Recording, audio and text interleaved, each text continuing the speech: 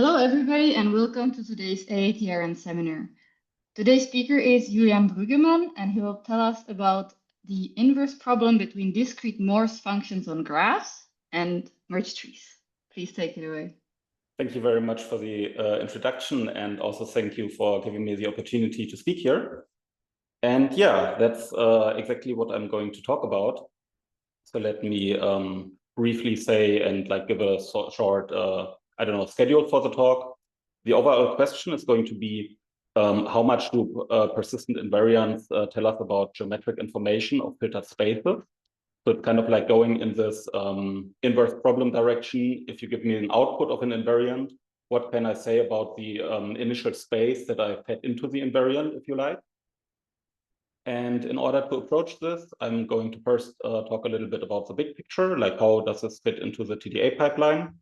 Then I'm going to talk a little bit about my favorite tool, discrete Morse theory, and then about merge trees. I mean, they were also mentioned in the title, so I should maybe mention what those are.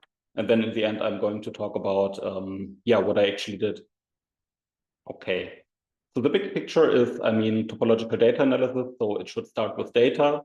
I mean, we all like to get some space out of our data.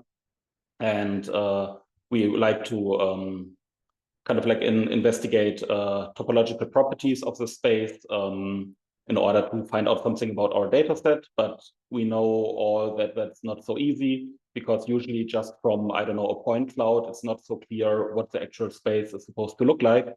So instead, there are some constructions, for example, the Viator-Sips complex, Czech complex, other complexes, which give us a filtered space that is kind of supposed to approximate this underlying hidden space that we actually want to investigate.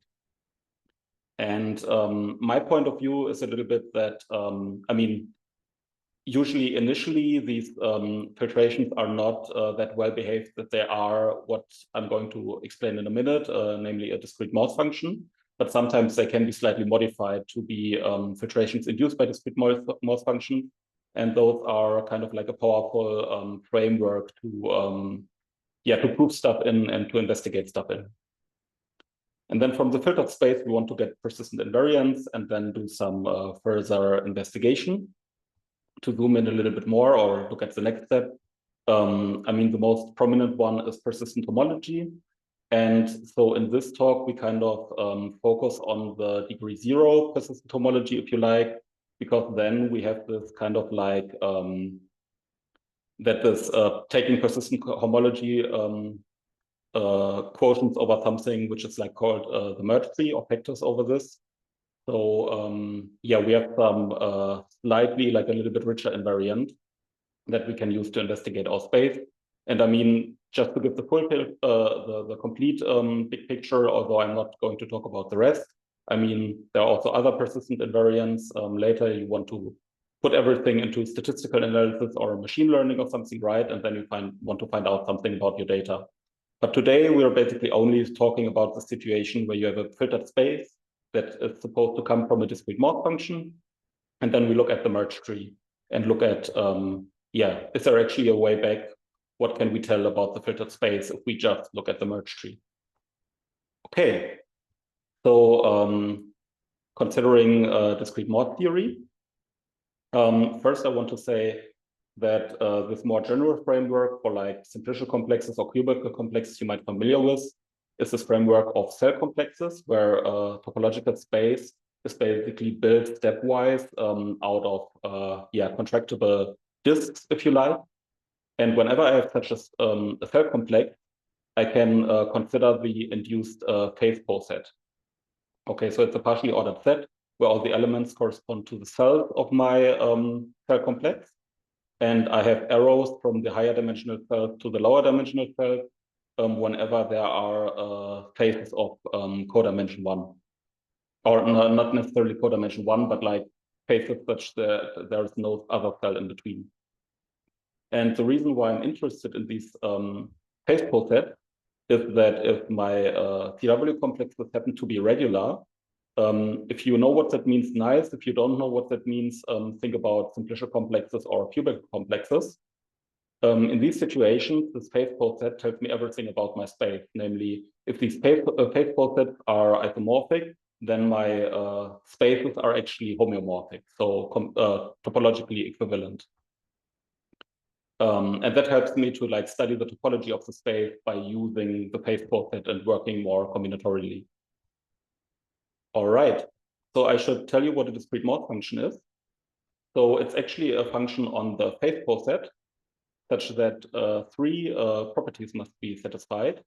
Whenever I look at a cell sigma, for example, this one cell here, I need to have the property that there is at most one phase of codimension 1, which gets a greater or equal value than the phase I'm looking at.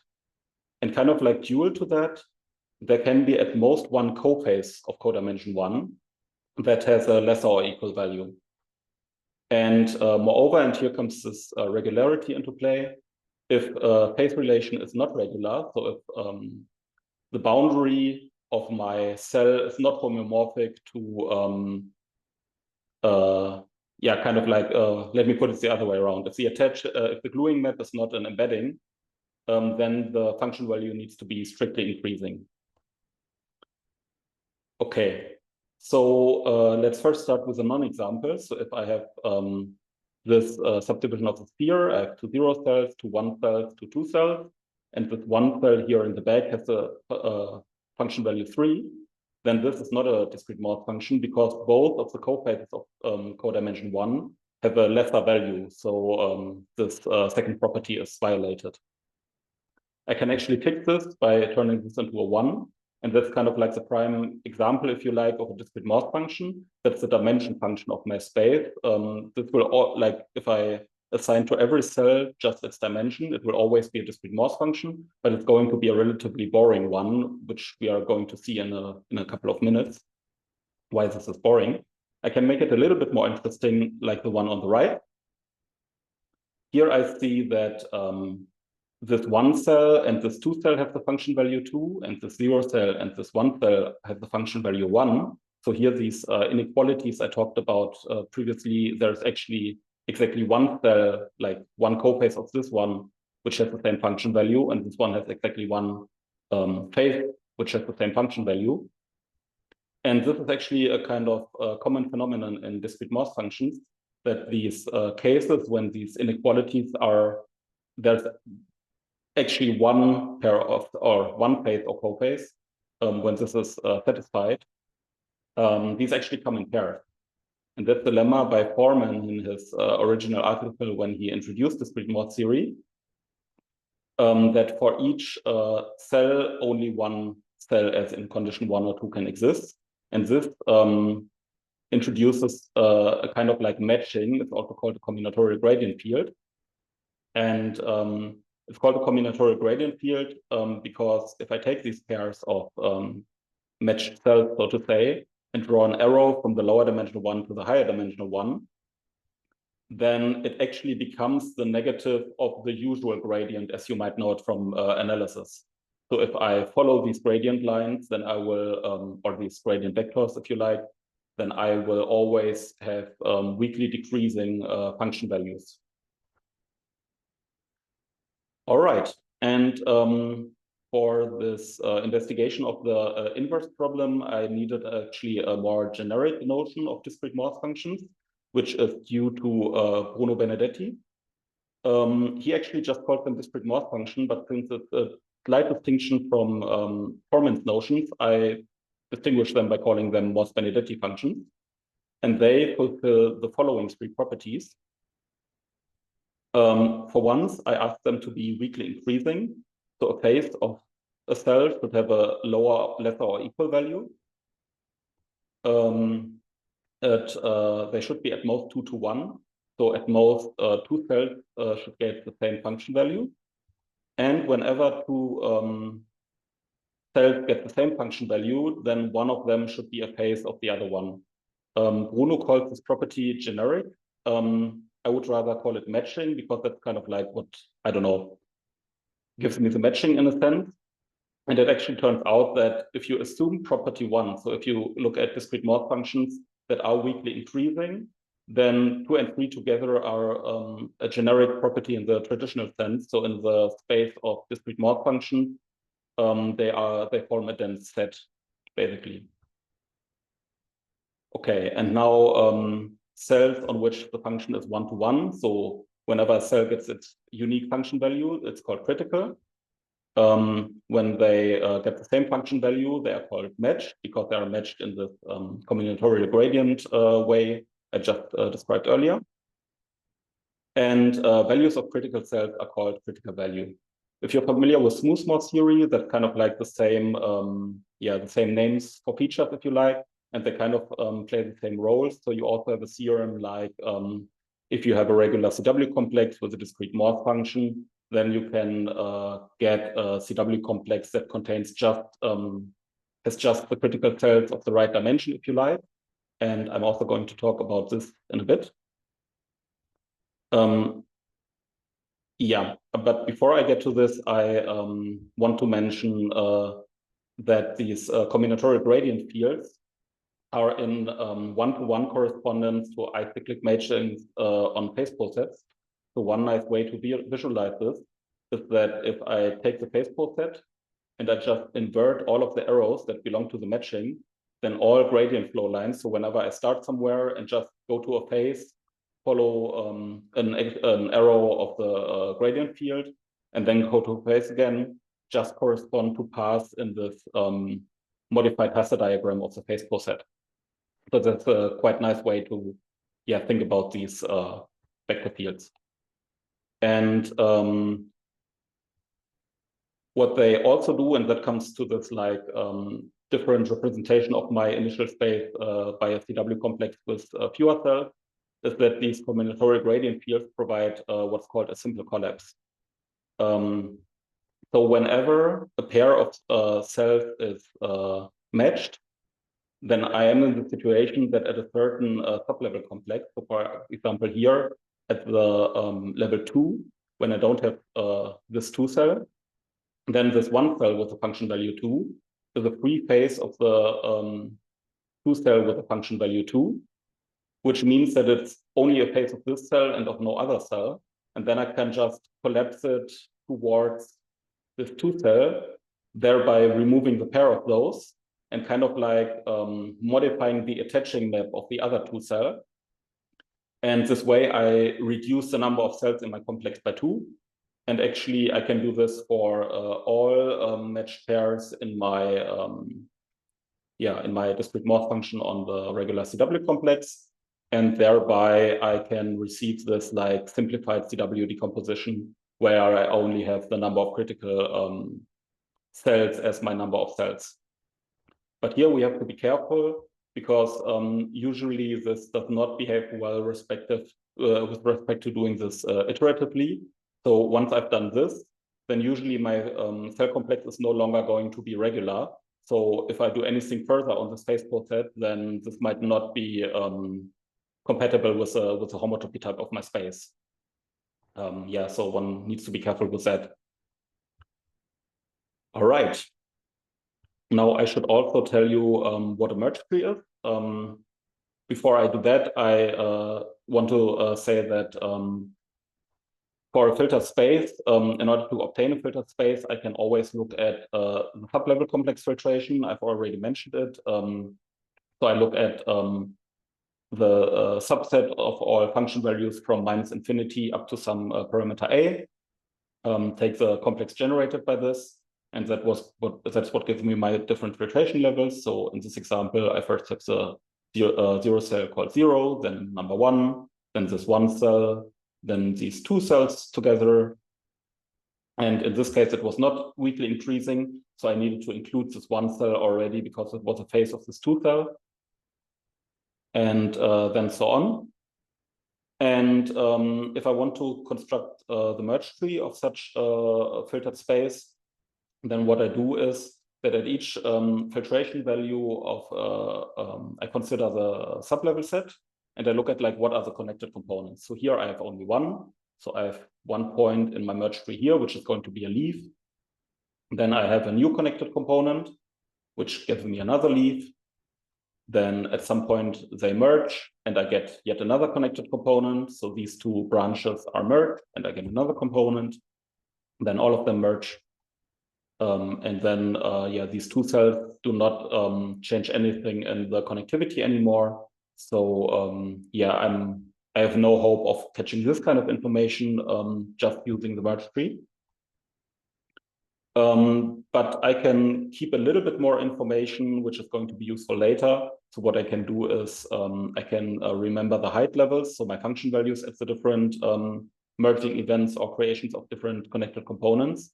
And I can use a notion which is called chirality.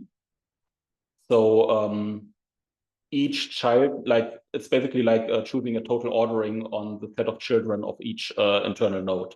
So for each child, I can kind of like distinguish is it the left child or is it the right child. And that's going to be useful later on. Okay, so with all of these preparations, we can actually go into the, the stuff I did. So let me first start with a summary. So I built on work by Benjamin Johnson and Nick Scoville, where they defined a construction for discrete Morse functions on trees, which algorithmically give you a merge tree induced by these discrete Morse functions. And in their setting, merge tree is already a chiral merge tree. I will explain in a minute where the chirality comes into place. And then I basically wanted to try to find this arrow. So if I'm given the merge tree, can I get back the Morse filtered tree? And in order to do this, I needed to take this detour down here. So there is a concept which I'm also going to talk about briefly. It's a little bit technical, which is called pathwords, which help me to define something which I call a Morse order on a merge tree. Then this Morse order is going to induce something which I call a Morse labeling. That's going to be related to these height function values. And then I come up with an inverse construction that can give me some representative of a Morse filtered merge tree that induces a given merge tree. And I will find some notion of equivalence of Morse filtered merge tree that I can describe the equivalence class given by some merge tree stepwise in a stepwise fashion. Okay, so first let me talk about this construction by Johnson and Scoville. Basically, what you do is that you consider the critical simplices or critical cells. I mean, in a tree, it's also going to be a simplicial complex, so I might sometimes call them simplices. You consider the critical simplices in decreasing order, and whenever you meet such a critical simplex, it's going to be a one simplex, and you kind of rip it off. And that way you will divide your complex into connected components, and you denote them with the function values, and you also give them a chirality. The chirality is defined as follows. The root is always by convention left. You could also call it to be right, then all of the labels would switch, but that doesn't do much. So by convention, it's always a left node. And then that child node that where the corresponding connected component contains the smaller minimum, so to say. So on this connected component, the minimum is 0. On the other is 4. That goes into gets the same chirality as the parent node. And the other one gets the other one. So then the next one we hit is 6. That splits up into 4 and 5. So 4 gets the same chirality, 5 gets the other one. Then those two disappear. Then we rip off number 3 that divides into 0 and 2. Matched pairs don't do anything to the merge tree. And that's what we have. And then this Morse labeled merge tree I mentioned earlier. As a merge tree. Sorry, can I have a question? Yes, of course. How do you get the labels 3 and 6? They correspond to the next simplex that you would want to rip? Exactly, in a way. They are the maxima on the connected components. Sorry, I forgot to say this. So no here 6 is the maximum, here 3 is the maximum. So that's where they come from. Thanks for the question. Okay. Yeah, thank you for the explanation. Okay. And so a Morse labeling is basically any injective node labeling of my merge tree, such that the label increases when you go towards the root, and the minimum of a subtree is always contained in the subtree with the same chirality. So for example, here, if I look at this rooted subtree, then the minimum, so the root of the subtree has chirality L, so the minimum is in the left. And here the chirality of the root is right, so the minimum is towards the right. This kind of creates all the kind of labelings you can actually get from a Morse function using this algorithm. So that's why it's called a Morse labeled merge tree. And a Morse ordered merge tree is basically the same notion, you just forget about the labeling. So you just take the order induced by such a labeling. Okay, and then I told you that I found some notion of equivalence between discrete Morse functions, that this algorithm of taking the induced merge tree is invariant under. And those I call symmetry and component merge equivalence. So all of these discrete Morse functions on trees give the same merge tree. And that's due to one thing called symmetry equivalence. That's defined as you take a a connected component of a sublevel complex, and then you take a symmetry of that simplicial complex. So in this example, here on the top, it's just the same. On the bottom, there's a difference. So first, you could at level 4 take a reflection. Then, yeah, you already have this. You could also have so you take the equivalence relation generated by these like sublevel symmetries. So you could also have a concatenation of symmetries of connected components of different levels.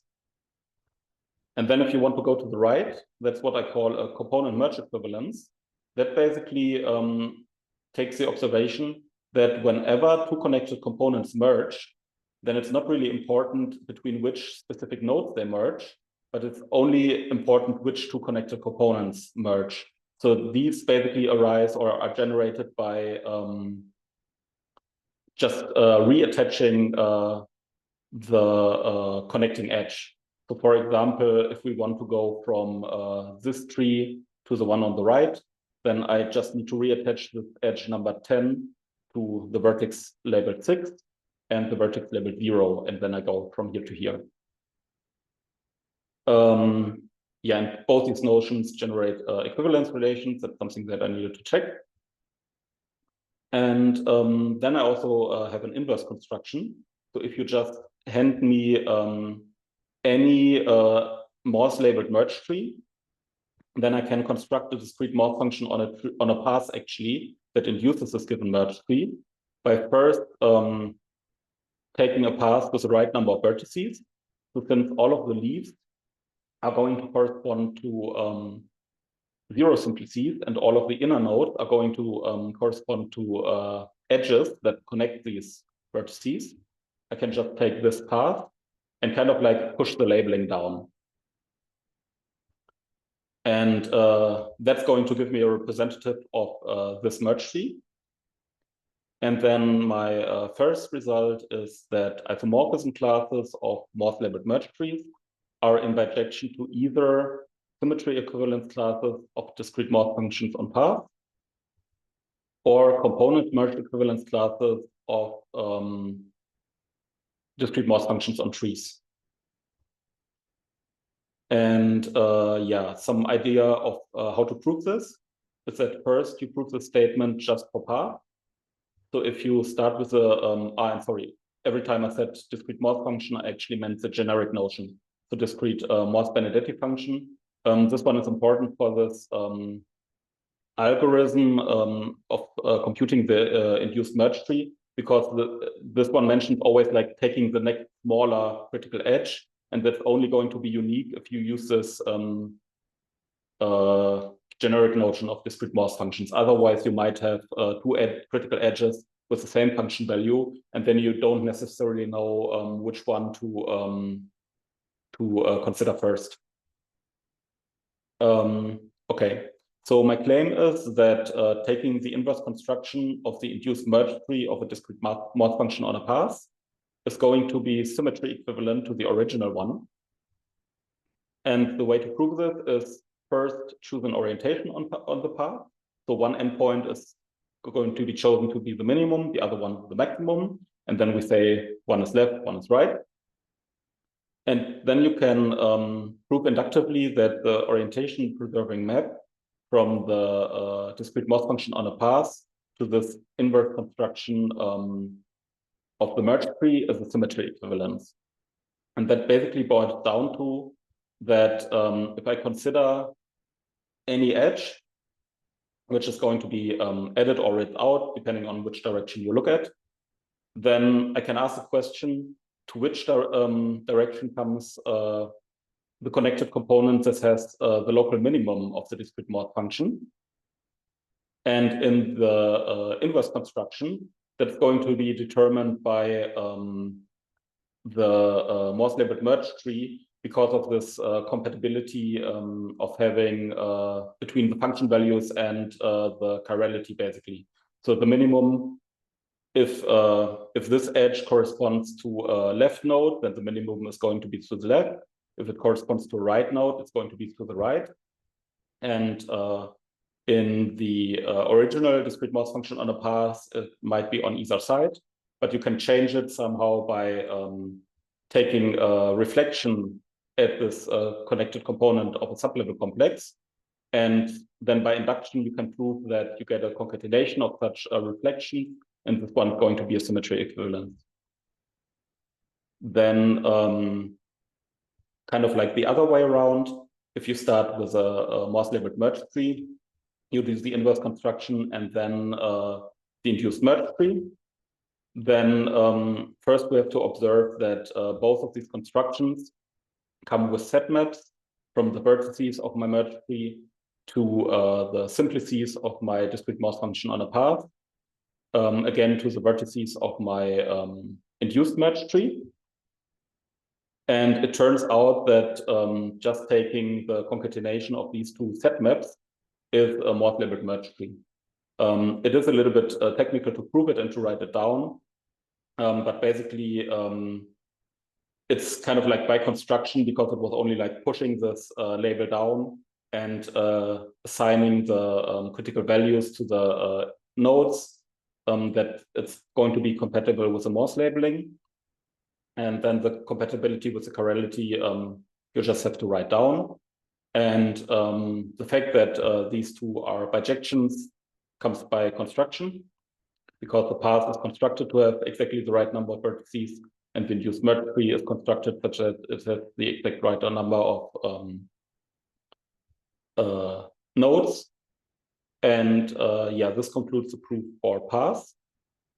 If we now want to go to trees, then it's a small lemma that each discrete Morse function on a tree is component merge equivalent to a discrete Morse function on a path. Yeah, I'm going to prove this just by example, if you like. So what you do is that you consider connected components of sublevel complexes. For some time, it's going to be just path. But at some point, you have a node of a higher degree, if you like. And then in order to get rid of this node of higher degree, you just reattach this edge in a different way. You have a choice to make how to do this. But that's kind of like how these component merge equivalences were defined. And then you proceed to higher filtration values. And then eventually you are going to end up with a path. And then basically what you do is that you take a discrete Morse function on a tree, you choose this lemma, you apply this lemma in order to replace it by a discrete Morse function on a path. You remember this component merge equivalence because since you constructed it kind of inductively, you also know what the inverse is.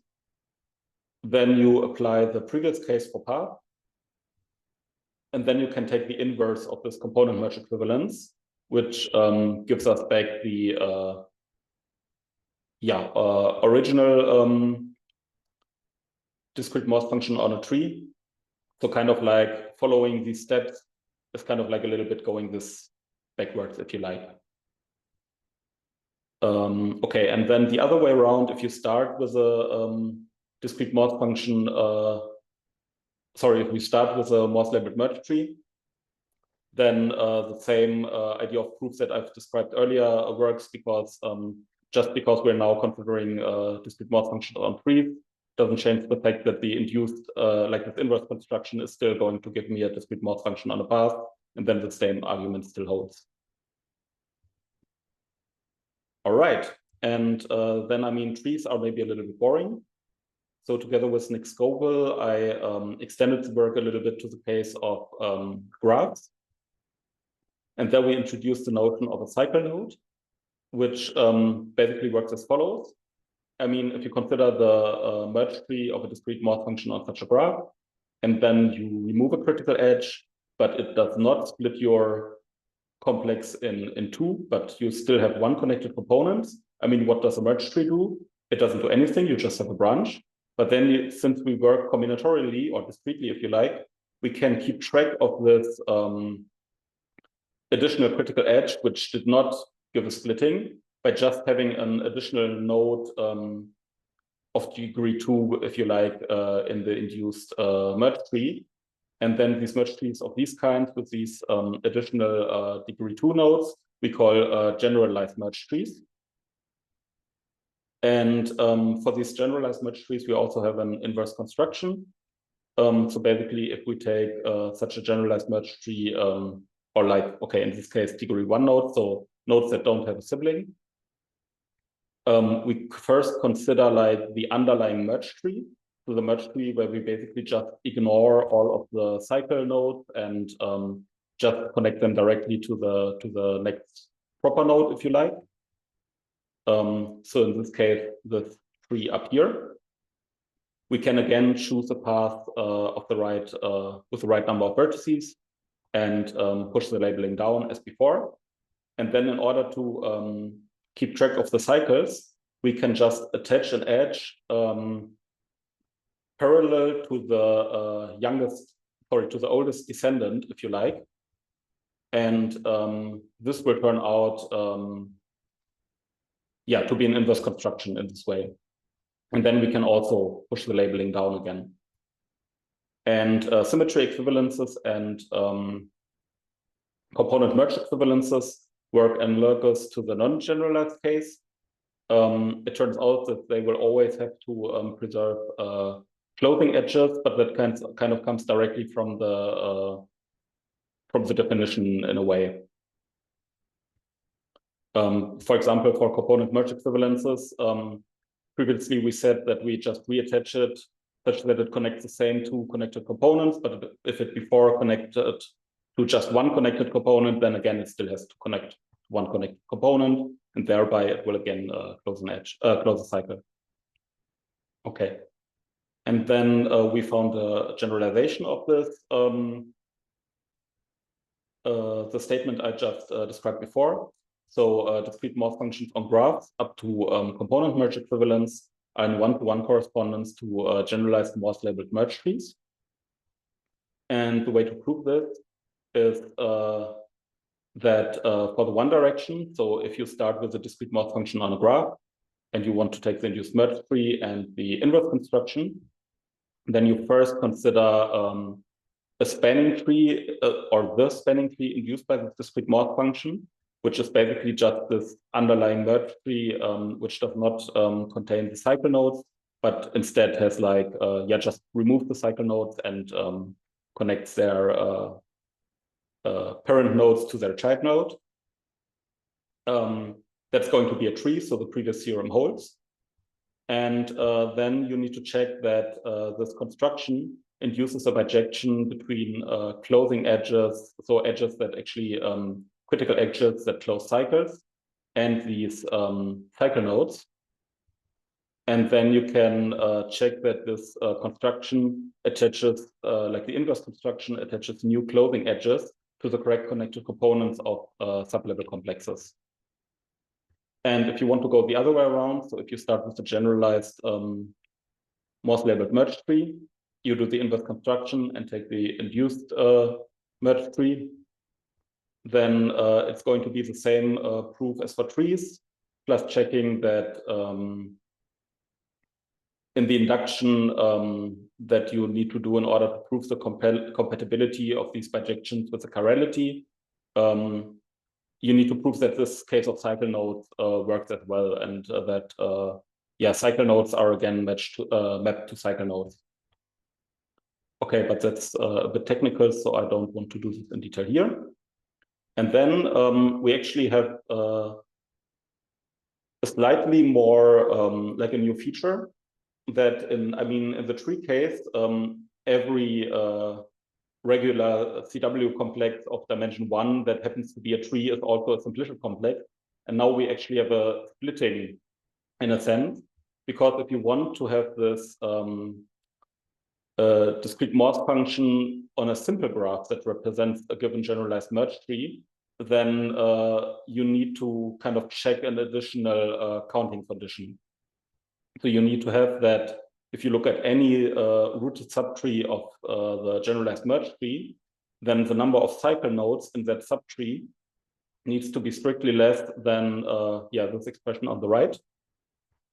And whenever this is fulfilled, then you actually get a representing discrete Morse function on a simple graph.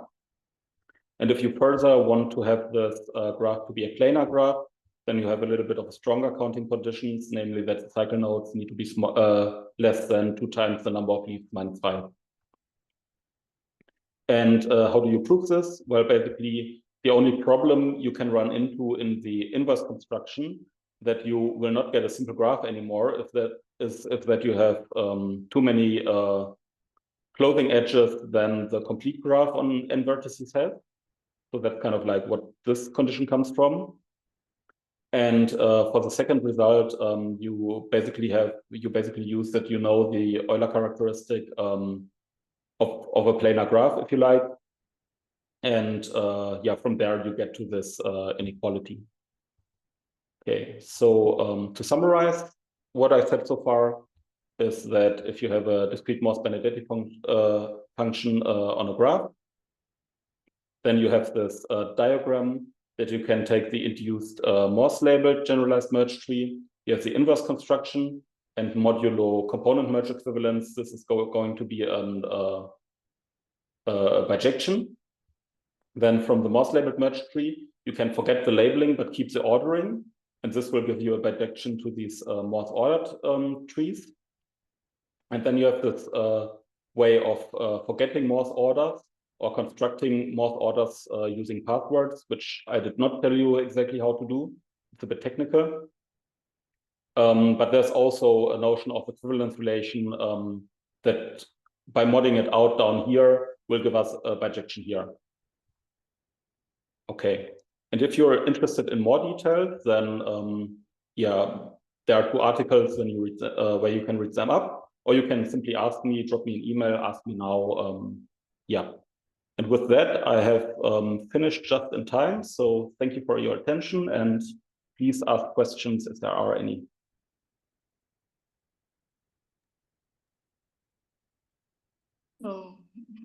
So first of all, thank you very much for the talk. Before we go to questions, please let's unmute ourselves and give a round of applause for the speaker.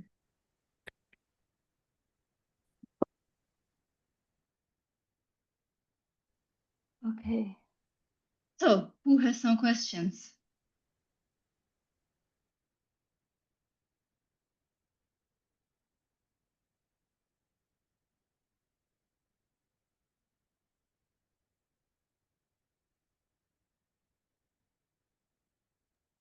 Okay, then I'll start. First of all, thank you very much for the nice talk. I always forget to say that, and it's very important. I was wondering, so you primarily have results on sort of trees and graphs. How challenging is it to extend this to like, let's say, multi-graphs or some more general structures?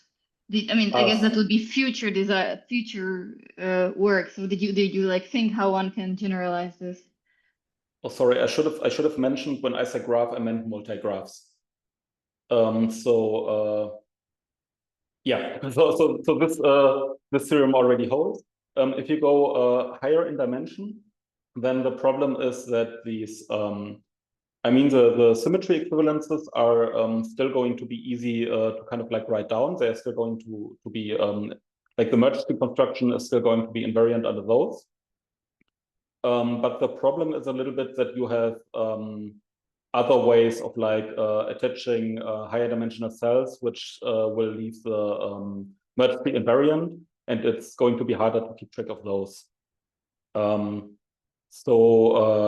Yeah, I'm also currently like trying to think about how to generalize this to higher dimensions, but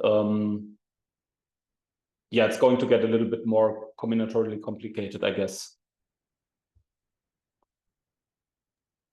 Okay, thank you. More questions? By the way, if you have a question, just feel free to unmute yourself and ask the question. I can see if there are some hands up, but it's easier if you just go for it.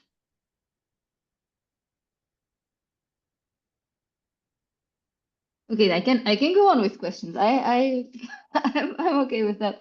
I was wondering about applications. So I mean, these are theoretical results, but I'm sure like I know Pavel has a couple of how should I say that? Well, you produce algorithms from from the theory, and then you usually apply them. So where can I apply this, or where can other people apply this? Because I'm not exactly the applied type. So one thing you can do with this is, I don't know, I guess if you have some simplicial complex or filtered simplicial complex that comes from some application, you get out your invariant and you ask yourself, okay, maybe there was some noise or something, maybe my input actually looked a little bit different, but I still for some reason know that this should be the induced merge tree.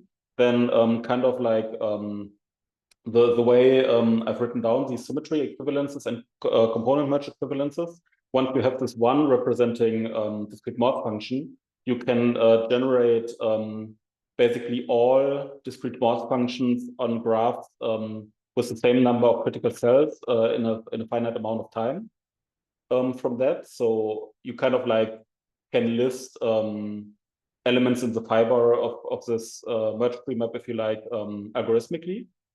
But we have not yet applied this to any like real world problem.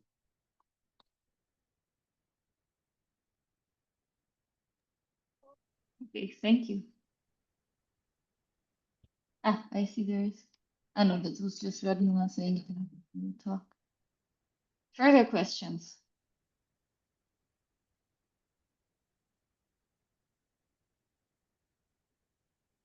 Okay, I'll ask one more question, but then it's the turn for the audience.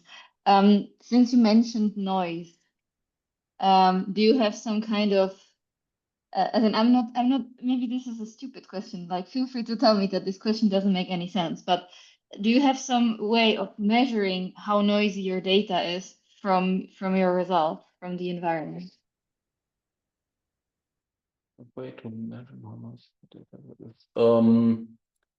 I mean, in the merge tree, I guess I don't know if your let's say your point cloud is like very evenly distributed over some space, then I would assume that most of the merging events happen like simultaneously at the same time. So you will have a lot of branches of similar length in your merge tree. But if you have like more noisy data, so you have like some points which are very close to each other, and then you have like the next point where there are lots of points which are close to each other, then you should have some like I don't know subtrees in the merge tree where you have a lot of like small like short branches and then a longer branch connecting it to the next kind of thing. Yeah, I guess that's one way to look at it. But that's like not too specific to what I did, but like general, like I think how much trees work in a sense. Thank you for the questions. Yeah.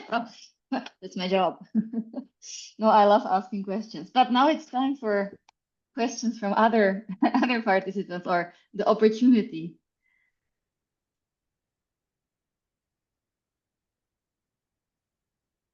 Okay, well, if that's not the case, I will thank you again for your talk. I will stop the recording now, and then we can still ask some questions later on.